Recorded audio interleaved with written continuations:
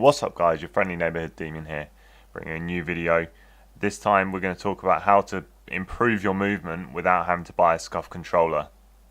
So to start this video off, you're going to get a bit of hand porn, if you're into that kind of thing. These are my hands, and basically I'm going to show you how I can hold my controller in a way that means I don't really have to buy a SCUF controller. This is a bit of a new thing for me. I've mentioned it in a couple of my other videos that I learnt this, and I'm pretty sure SCUF does it as well, even though he has a SCUF controller. Is this in focus? Now it's in focus. Okay. So basically, normally everyone would hold their PS4 controller or Xbox controller, thumb on each analog stick. Well, that's the same on all grips really. Thumb on each analog stick, and then their first fingers on the triggers, and then obviously the rest of their fingers just holding the actual controller itself, and they play like that. So aim and everything and move around, and then if they need to jump or anything, they would lift their right thumb off and then jump or whatever, switch guns, melee or crouch or whatever your circle is bound to. In my case it's melee, but the way I hold it is called claw. So instead of having all these fingers useless on the back, I move my forefinger, so the one I'm using on the trigger, over and round to my pad just here, and then I'm using my middle finger to actually shoot the gun. So I also used tactical flipped, which means rather than R2 being shoot, it's R1, and rather than L2 being aiming, it's L1. So that's just the only reason I flip it is because it's less of a stretch to reach here rather than the one below. Sorry, that was probably too close to the camera for the focus. So it's a bit of a stretch to stretch my fingers down there. So I use that one. I've actually enjoyed using the R1 because semi-automatic guns like the pistols, Desert Eagle, and other things like the G3 and everything, you can shoot a lot faster using the R1 because it moves a lot less, whereas the triggers move a lot more, whereas that's just a really short length, the way it moves. Basically the idea of it is I can use these buttons while aiming at the same time, so I can jump around and everything like that. I can crouch or melee, as I said, or reload or switch guns and everything, while being able to aim and move and look around without having to take my thumb off the analog stick, which is obviously jeopardizing your aim and your awareness around yourself. So it's a really good thing. Also, I also found that holding my hand like this has made my thumb more stable. It was kind of uncomfortable at first, but after I get used to it, it's actually really nice to use this grip, just because of the reason I've already said. But it's definitely a lot more stable the way I move. It does sometimes, because I've got a control freak on there as well. I don't know if you can see.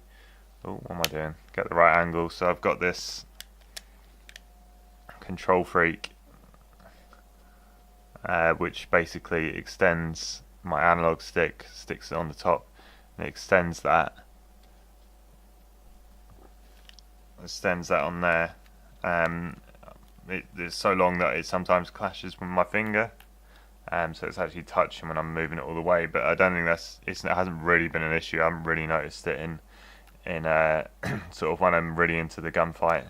So that's fine. It's only when I think about it I notice it. So yeah, let's jump into a game. I'm going to play Infinite Warfare because that's a lot more jumpy. Well, I'm going to play it first, and I'll probably record some gameplay on one of Throwing Master as well. So we'll jump into some team deathmatch.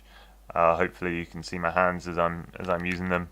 Probably improve this camera angle a little bit because it's a little bit crappy, but because I'll be playing like this, that's not the best. But yeah, I'll modify that quickly, and yeah. So here we go, Infinite Warfare.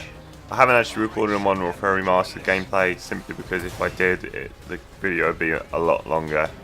I don't have the best internet at my house, so it takes a while for any video to upload. This is going to be about 10 minutes, over 10 minutes already, so just stick it to Infinite Warfare. It's more interesting to see the way I move on Infinite Warfare anyway, because as I said, it's a lot more jumpy. You can see myself move, my hands and everything. I'm recording. I actually ended up recording my hands from my GoPro. I've got a chest harness for my GoPro from mountain biking basically. So it's definitely the best angle I could get.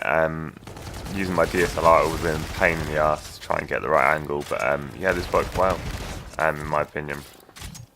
But yeah, you can see that the way that I'm holding the controller that I've already explained, and especially on Infinite Warfare, it's sort of I really sucked at the game before I actually learnt claw, and I'm pretty sure I mentioned in a previous video that I thought about it in Black Ops 3 quite a few times, but I never did it because I found it at first. I found it so difficult to do that I gave up nearly instantly. But what I think the main difference was putting the controller to flipped.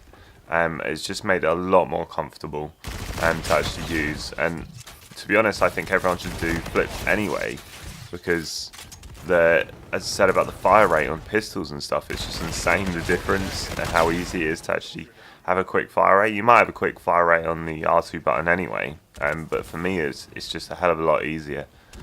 So I do recommend doing that anyway.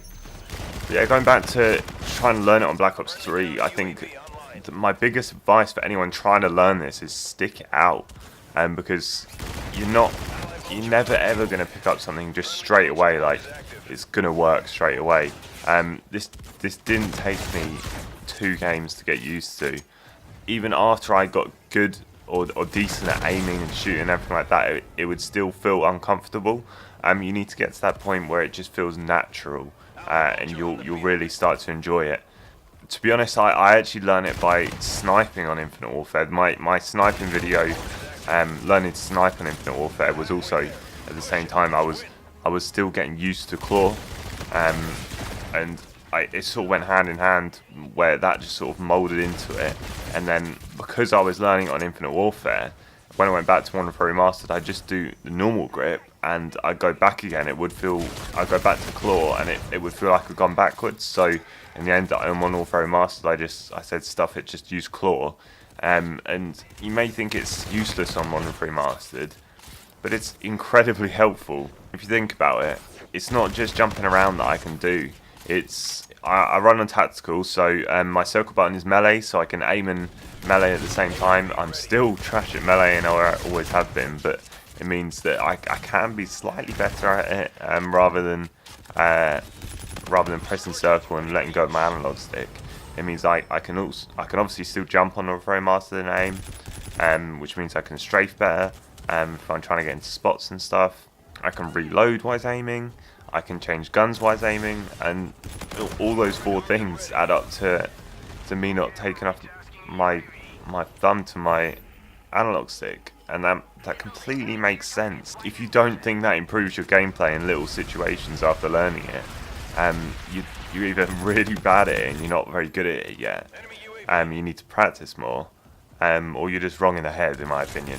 It's gonna help you, so you may as well just learn it. If I went back and played Black Ops 3 like this, if I learned Black Ops 3 like this, I think I think I was pretty good at Black Ops 3 anyway.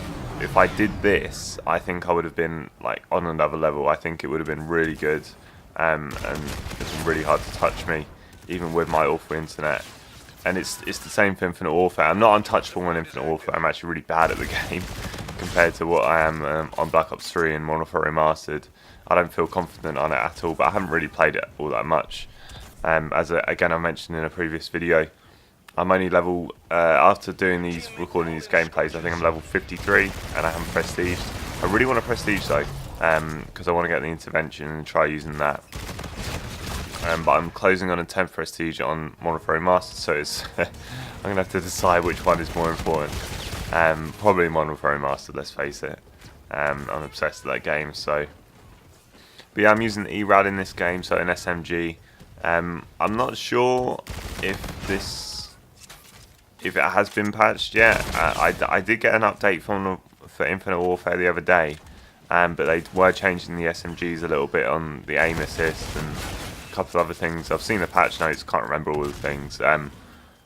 to make them a bit more competitive, because in the Pro League, everyone's using ARs. That's all it is, and ARs everywhere.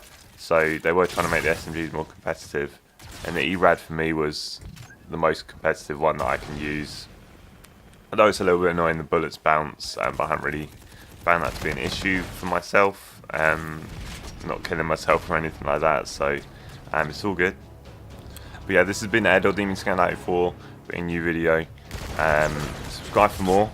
A lot more videos coming out. We've got some good ideas. So yeah, look forward to them. First thing is first. I can't remember what it is. There we go. Prestige. Let's go. Knife Prestige. Finally, get rid of the crappy Prestige album.